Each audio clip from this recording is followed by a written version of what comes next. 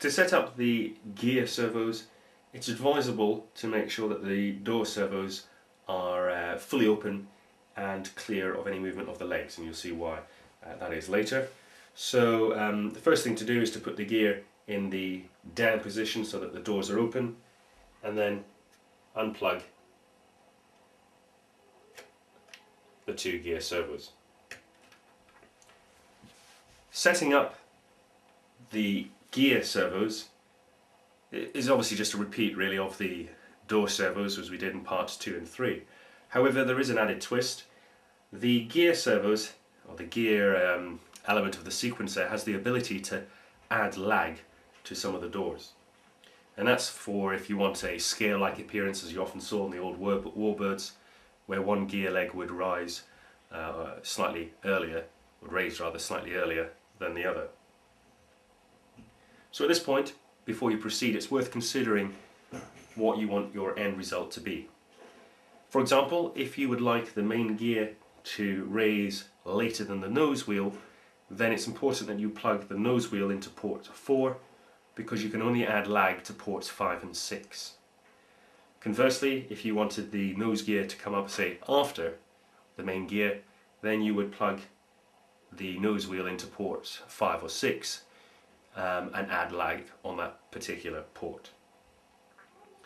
In this instance, I'm going to set it up so that the nose wheel can come up first. So I'm going to take the servo for the nose wheel and put it into port 4, and then I'm going to take the other two servos and put them into ports 5 and 6. And at this point really we're just going to do exactly the same as we did for the doors servos. I'm going to unplug them. I'm going to mark them with a pen, and I've already done that. You'll not be able to see that on the video, of course.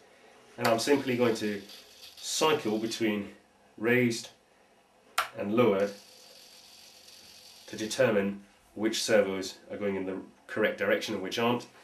And looking at that, I can see that this servo and this servo are going in the wrong direction. That's ports 4 and 5 respectively. So I will use the sequencer once again to reverse those directions. So I put it on like that. I'm on subroutine 1, and this time I'm going to wait until it cycles through ports 4 and 5 to reverse those directions. There's 4, okay, and there's 5.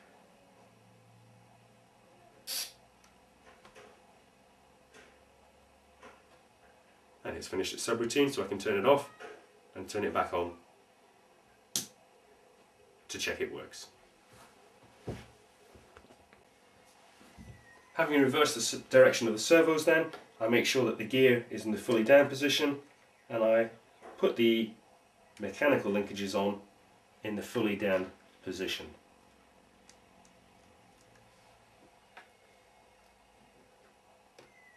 And what I'll do now is raise the gear up, and actually if you watch this servo, I've got that in completely the wrong direction. I messed that up. So just to show you how easy it is, I'd like to say that was a deliberate error, but sadly not. What I'll do then, basically, I obviously misread that initially, and that was servo 6. So I'll just go through the setup procedure again. Subroutine 1.